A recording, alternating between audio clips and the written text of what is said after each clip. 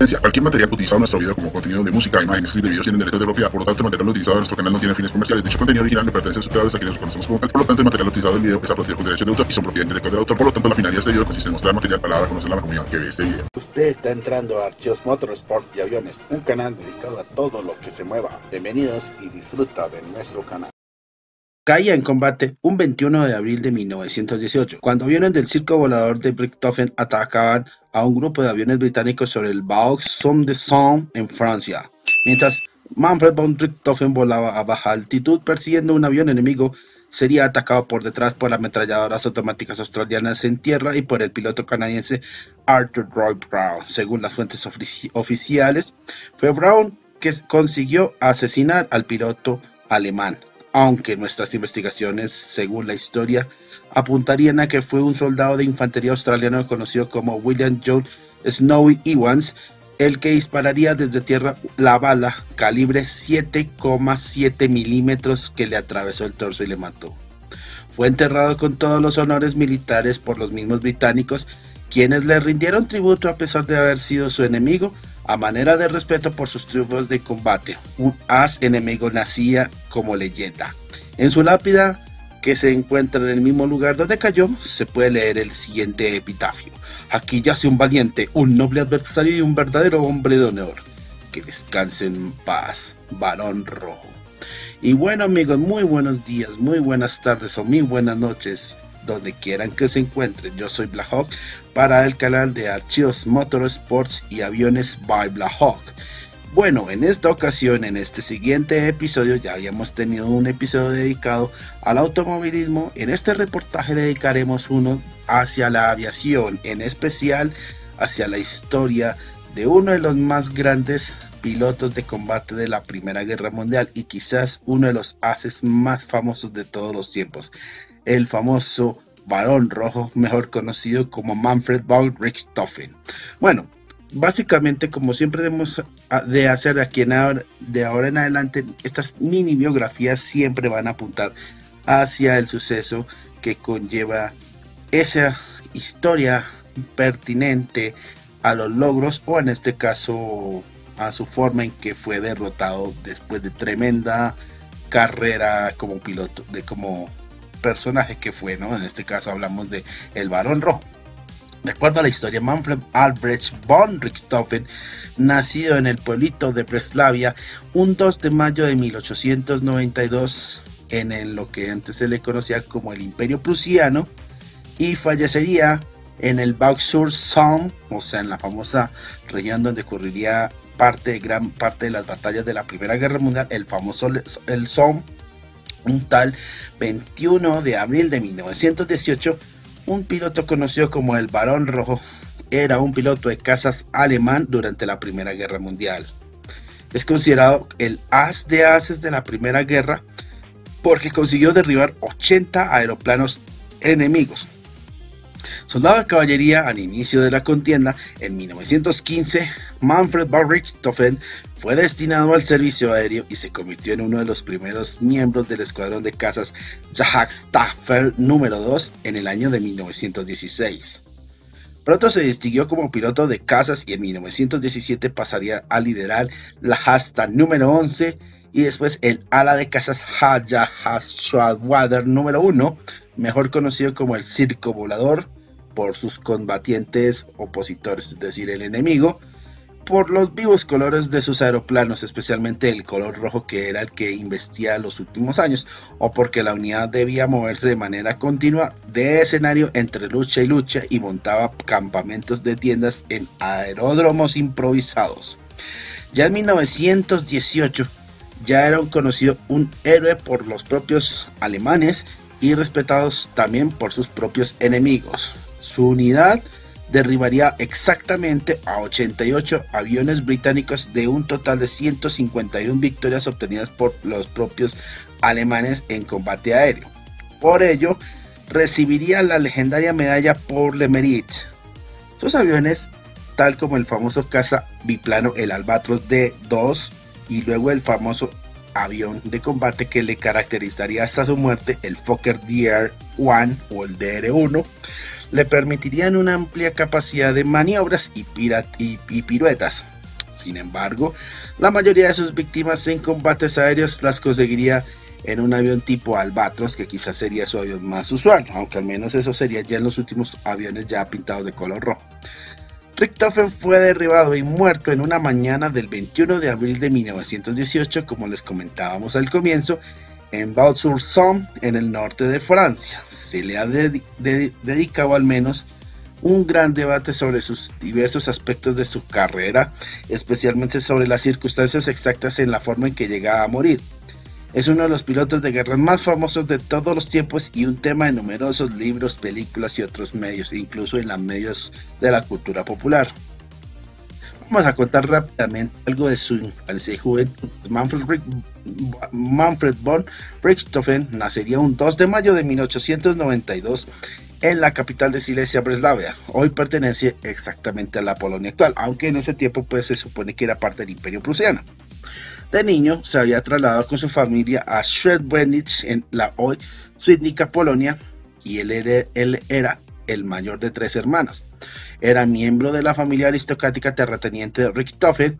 El padre Manfred había llegado a ocupar un alto cargo en el regimiento de Ulanos número 12, una unidad perteneciente a la poderosa caballería prusiana. A los 11 años de edad sería enviado a la escuela militar prusiana, que le convertía en niño soldado sin peros ni condiciones. Manfred y su hermano pequeño Lothar quisieron seguir los pasos de su padre, alistándose jóvenes en el ejército imperial. Practicaría la caza y la equitación cuando completó su adiestramiento como cadete. Se había enlistado en los Ulanos, la caballería alemana, siendo nombrado 3 años después teniente del primer regimiento. Ya en la Primera Guerra Mundial, von Richthofen pasaría de la caballería, donde pasaría a ser condecorado con la famosísima Cruz de Hierro en la propia infantería, pero en esta modalidad no prosperó, ya que sus condiciones se vivían entre las trincheras, donde eran lugares prácticamente inhumanos y muy aburridas para el joven Richthofen, según sus propias palabras. Finalmente encontraría su lugar alistándose en la aviación, donde demostró una gran capacidad en esta arma innovadora para lo que sería entonces lo que había sido para esta guerra. La producción de aviones se había incrementado desde el número 300 en producción, que tenían todos los contrincantes al principio de la contienda, hasta incluso llegar a los 150.000 ejemplares al finalizar la guerra. No se logró destacar en la Academia de Aviadores, aunque luego demostraría ser muy capaz en combate. En principio solo se dedicaría a observar y a fotografiar el frente oriental, e incluso durante un breve periodo de tiempo operó como tripulante de bombardero. Ya en la Luftstreitkräfte se encuentra precisamente con otro gran aviador de la época, Oswald Boelck. Fue decisivo para su propio éxito. Boelck lo seleccionó para el escuadrón del caza Jagdstaffel o Jagdstaff 2, ya que su primer combate fue una victoria sucedió sobre el cielo de Cambrai, Francia, el 17 de septiembre de 1916. Durante esos meses se había destacado por su agudeza visual y su innato don para afrontar el peligro. Sus compañeros decían que tenía una personalidad que lo transformaba cuando asumía los mandos de un avión de combate. Durante esos 20 meses siguientes destacaría, no solo como el mejor del as de la aviación alemana durante la Primera Guerra Mundial, sino que llegaría a superar el número de victorias de Boelck, que tenían en esa época unas 40 victorias sobre el enemigo, un récord hasta entonces. En su victoria número 11 conseguiría derribar el biplano del as británico Lanham Hawker. En enero de 1917 recibiría la Cruz de Poix Mérite. Luego, estando en el círculo volador de Jagdstaff 11, eso es más o menos alrededor del año de 1917, se le había conferido por primera vez un comando, y en ese caso llegaría a lo que se conoce el Jagdstaff 11, que luego sería conocido como el legendario circo volador por los aviadores del enemigo, y obviamente por sus vivaces colores que representaban a sus 14 aviones del escuadrón, los cuales, al igual que en un circo, se trasladaban por un ferrocarril, al igual que donde estos buscaban requerirse como una necesaria oportunidad para aprovechar las estrategias del enemigo. Se ganaría el apodo de Barón Rojo porque su avión estaba totalmente pintado de rojo para que sus rivales lo reconocieran, aunque quizás eso se pueda considerar hoy tácticamente como un error común para un aviador, puesto que puede poner en peligro precisamente no solamente su vida, sino su escuadrón y la propia misión. Por lo general, esa es una característica principal en la aviación, tener ciertos distintivos que no lo puedan distinguir entre sí, de alguna manera pueden confundir al enemigo, pero si veíamos un avión como en el caso del Barón Rojo, lo podía volver vulnerable en ese caso. Sin embargo, llegaría a dirigir 58 misiones con éxito, en las cuales derribaría hacia alrededor de unos 80 aviones, algo que nadie llegó a superar en ningún bando durante el resto de la propia guerra. En el mes de abril sumaría él solamente 20 derribos. Sus hombres insinuaban que él tenía un comportamiento algo suicida. Pocos meses después recibiría el encargo de dirigir la primera ala de caza de la historia aérea, la JG-1, integrada por los Jastas 4, 6, 10 y 11. Esta unidad llegó a derribar 644 aviones con solamente 56 bajas en su contra. Su hermano Lothar alcanzaría 40 victorias al final de la guerra en esta unidad, Kurt Wolff 33 victorias y Karl Almenroder 30 derribos. Todos lograron la Cruz de la Pour le Mérite. La Jagdgeschwader 1. La JG, como también se le conocía, pronto estaría volando intensamente sobre el campo de batalla de Flandes, es decir, la actual Bélgica y Holanda, sobre la ofensiva aliada que comenzaría en junio de 1917. Richthofen resultó gravemente en ese momento herido en la cabeza el 6 de julio, liderando elementos del G1 en pleno combate contra los FE-2D del Temporal y las Jastas 4 y 11 que habían derribado 9 aviones aliados al día siguiente. Richthofen reasumiría el mando el 25 de julio, pero se fue con un periodo de licencia de convalecencia el 6 de septiembre, incluso en contra de las designaciones de los médicos de que no podía pilotar en ese momento, así esa herida que sufrió. El JG-1 fue la primera unidad en proporcionar operacionalmente una prueba del nuevo triplano Fokker DR-1 o Fokker DR-1, pero también conocido como el Fokker F-1.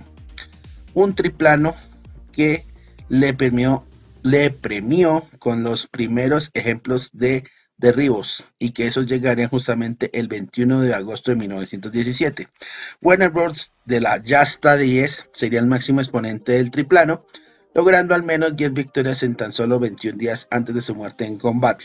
Richthofen regresaría al JG-1 el 23 de octubre y alrededor de esta época varios accidentes fatales que involucraron al DR Fokker vio al oficial técnico del JG-1, el Lieutenant Konstantin Kreff, aterrizar los triplanos de la unidad hasta que se realizaran modificaciones al principios de diciembre. Mientras tanto, la unidad se vendería a los usos del Albatros DV. El JG sería trasladado a Ypres, Cambrai el 23 de noviembre de 1917 tras el lanzamiento de la ofensiva británica e hizo mucho para estabilizar la guerra aérea en el campo de batalla cuando hubo mal tiempo en ese tiempo, es decir, las condiciones climáticas habían afectado ese momento. Para finales de 1917 el éxito del Jagdgeschwader 1 significaba varias formaciones similares en el mes de febrero de 1918, con Jagdgeschwader número 2 operando contra los franceses y los británicos y el Jagdgeschwader 3 en el frente de Ypres. En ese momento, Richthofen reclutaría a Hans Kirsten y a Fritz Friedrich de las unidades de dos plazas, el Ernest Udell del Jasta 37, y mientras en ese momento Richthofen reclutaría a otros pilotos de dicho Jasta, herido casi mortalmente. El 6 de junio de 1917, mientras perseguía a un avión enemigo, una bala perdida impactó en su cabeza, la cual lo paralizó y lo dejó casi ciego por al menos unos segundos. Tras aterrizar y perder el conocimiento del alto mando alemán, lo obligó a tomarse 2 meses de permiso para que se pudiera recuperar completamente de sus heridas, las cuales dejaron secuelas en su cerebro. Mientras se encontraba de permiso, llevaría vendada la cabeza durante mucho tiempo y dedicó su tiempo a escribir sus experiencias durante el conflicto en su libro titulado The Rock Kampfflieger, o sea, es decir, el título en español, El piloto de combate rojo. A pesar de estar incapacitado por sus heridas, Richthofen continuaría volando Tras dicho incidente se comportaba como si fuera inmune a la muerte, no tomando precauciones e incluso violando las fundamentales reglas de vuelo que había escrito en su manual. Poco tiempo después recibiría con alegría el Fokker DR-1, un triplano que sería básicamente su sentencia de muerte, un triplano que también pintaría de rojo y que tenía gran agilidad, aunque si se mantenía en rumbo fijo durante muchos minutos se convertiría en presa fácil. Cuando mitos, pues al Barón Rojo se le ha relacionado con la caballerosidad, un firme código y estricto ético moral de un piloto jamás dado en la historia de los combates y de alguna manera, estilos de guerra que se habían impuesto a lo largo de la historia. Hasta se han difundido supuestas historias que se le endilgaban dejar huir a los pilotos rivales cuando estos estaban muy mal heridos. Pero nada más alejado de la realidad. El aviador alemán se inició en la caza y a una simple temprana edad, sana costumbre de la aristocracia. Y ahí se despertó el ego. Un ego que simplemente se había vuelto lo que había acompañado el periodo de 25 años de vida que postraba al momento de su muerte, o al menos hasta su época más famosa. En su libro El piloto de combate rojo, que hemos mencionado antes, que se publicó en 1917, a pedido de los altos mandos alemanes, dejó en claro que él, ante todo, tenía sed de sangre. En este libro, el Barón Rojo afirma ser un cazador por naturaleza y agrega: cuando he abatido a un inglés, mi pasión por la caza se calma por lo menos durante un cuarto de hora. Está claro, en las alturas se transformaba en un halcón, como era otro de sus tantos apodos, una máquina de matar que se extendía los placeres de la caza terrestre en el aire. Cazador despiadado. Los cazadores necesitan trofeos, añade el Barón, y se justifica de una de sus costumbres, su obsesión por recoger elementos de los aviones que abatía. Podrían ser ametralladoras, números de identificación, balas de hélice o cosas similar con las que se decoraba su habitación exhibiéndolas como souvenirs. A este hobby se le sumaría otro. Desde su primer derribo se le encargó un joyero que le confeccionara copas de plata, una por cada enemigo abatido. De hecho, él mismo escribe que no sabe por qué pintó su avión de rojo, curioso, pero una de las razones podría ser tener en claro a quién atribuirle sus muertes. Este hombre, que no tenía piedad por sus enemigos, tampoco quería pasar desapercibido en una guerra que se lleva aproximadamente 20 millones de vidas. Ironía. Pero el 6 de julio de 1917 su suerte comenzaría a cambiar. Entre una de esas salidas de su escuadrilla, von Richthofen, como les mencionaba anteriormente, fue donde fue herido en un impacto de bala perdida. Obviamente era lo que les comentaba anteriormente, que eso fue lo que le obligó una vez a aterrizar en un combate de manera precipitada. Tras esa larga internación en el hospital, donde logró recuperarse aprovechando el paraje, decidiría escribir su autobiografía, libro que fue un éxito de forma inmediata. Pero pese a esas recomendaciones médicas, seguiría volando con el objetivo de alcanzar sus 100 bajas. Muchos creen que ese fue el principio del final. Un tal 21 de abril de 1918, que sería también conocida como su último día en vida o su último vuelo, ya había cumplido esos 25 años. Ya en plena batalla contra los británicos, el Barón Rojo se adentró en tierras enemigas, volando casi a ras del suelo a lo largo del río de Somme, mientras perseguía a un piloto novato de las fuerzas rivales. Allí fue cuando recibió un disparo mortal que le atravesó el corazón. Si bien no está confirmado definitivamente quién fue el responsable del disparo que le quitó la vida, hay otro interrogante aún más importante sin responder. ¿Cómo pudo una leyenda de la aviación cometer un error tan básico de novato? ¿Cómo entrar solo y a baja altura de las líneas enemigas? Algunos creen que fue por el cansancio de la guerra. Otros apuntan a un posible daño cerebral causado por la bala que recibió previamente en la casa un año antes, y otros creen que había sido una desorientación por la forma en que soplaba el viento aquel día. Recordemos que esos aeroplanos de aquella época dependían mucho del uso correcto del manejo del clima y del tiempo, por la cuestión de que eran aviones casi en madera. Todas esas hipótesis son una incógnita que permanecerá eterna, al igual que la leyenda del Barón Rojo, el mejor piloto de la Primera Guerra Mundial, del derribo aparentemente oficial. Bueno, por uno de esos azares que solo se dan en la guerra, el escuadrón británico Wilfrid von May intentaría derribar al primo de Richthofen, Wolfram, que al igual que el canadiense principiante de aquel escuadrón que se estrenaba en batalla, la escaramuza terminaría con May ver la escena del capitán canadiense Arthur Roy Brown, quien se lanzaría en pos de aquel triplano rojo que quería derribar a su pupilo. El grupo se dirigiría hacia el Valle del Somme, donde estaba apostrada la artillería australiana. Brown apuntaría un Fokker del Barón Rojo a través de su visor y le abriría fuego. Al instante la aeronave perdería altura, como el mismo piloto hubiese recibido un balazo. Cuando Brown se retiró, dándole finiquitado a aquel Fokker rojo vistoso, y el avión del Barón Rojo recuperaría altura. La persecución entre May y Richthofen seguiría. Sus aviones seguían avanzando y avanzando y avanzando, tanto que encontraron el campo de visión de la artillería enemiga. Desde tierra seguían la escena el sargento Cedric Popin, Robert Blue y Snow Evans, perpechados con sus potentes ametralladoras. Los canadienses descargaron su munición sobre el fuselaje del Fokker rojo. El Barón Rojo intentaría esquivar la granizada de acero, pero a las 450 balas por minuto que disparaban esas balas enemigas sobrepasaba incluso su pericia. La aeronave terminaría estampándose en la zona de cultivo cerca de Somme. Como no se han cansado de repetir los cronistas que relatan desde hace 100 años la caída del Barón Rojo, faltaban solo unos meses para que finalizara la guerra. En la cartuchera queda todo rastro de preguntas sin respuesta. ¿Qué habría sido del Barón Richthofen tras esta contienda en la época de Weimar e incluso en la Alemania nazi? ¿Cómo habría actuado los turbulentos años que viviría la continuación alemana? Y ante Hitler, ¿qué actitud hubiese adoptado? Su primo Wolfram sería un nazi fanático y jefe de la Legión de Cóndor en la Guerra Civil. Al menos eso es lo que sucedería después.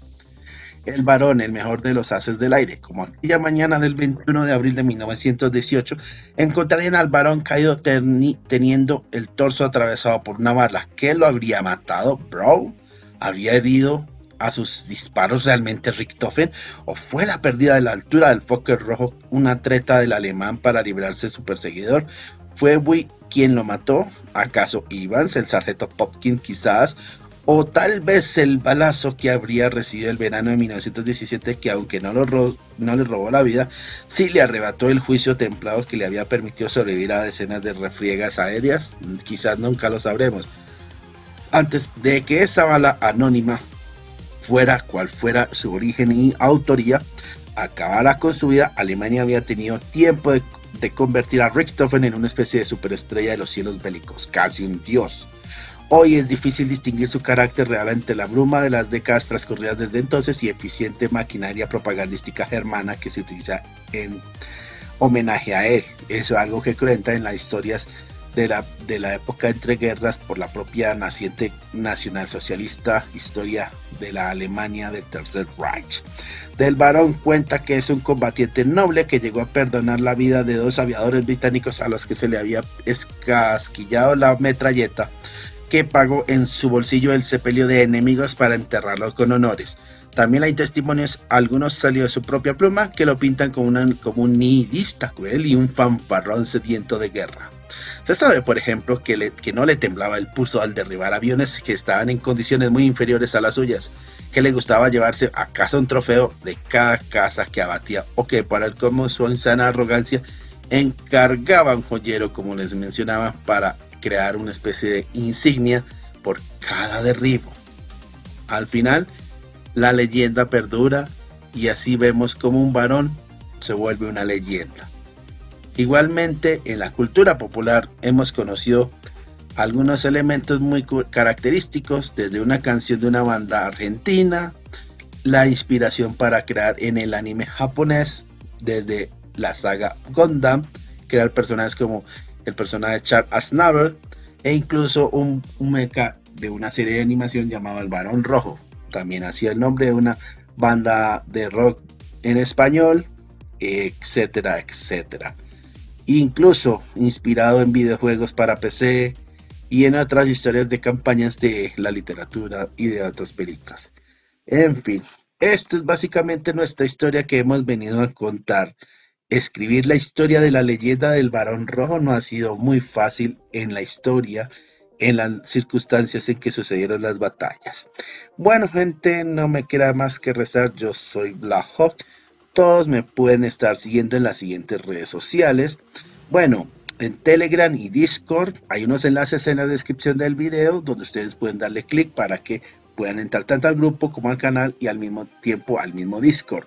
Ustedes me pueden seguir en mis canales de YouTube principales como Archivos DC Universe, Archivos Marvel 616 más Star Wars, Archivos DCU Videoblog by Black Hawk, Memoria Alpha, Archivos Star Trek y Archivos Motorsport y Aviones by Black Hawk, que es este canal al que nosotros nos estamos refiriendo con este video. En Twitter me pueden seguir de la siguiente manera: Archivos DCU, Archivos DCU Plus, y para esta cuenta de donde se publica el video en Archivos Motor, en Twitch como Archivos DCU y Archivos DCU Plus, en Patreon como Archivos DCU, en Facebook como Archivos DC Universe, Archivos Marvel 616 más Star Wars, Archivos DCU Oficial y Fandom World Archivos DCU.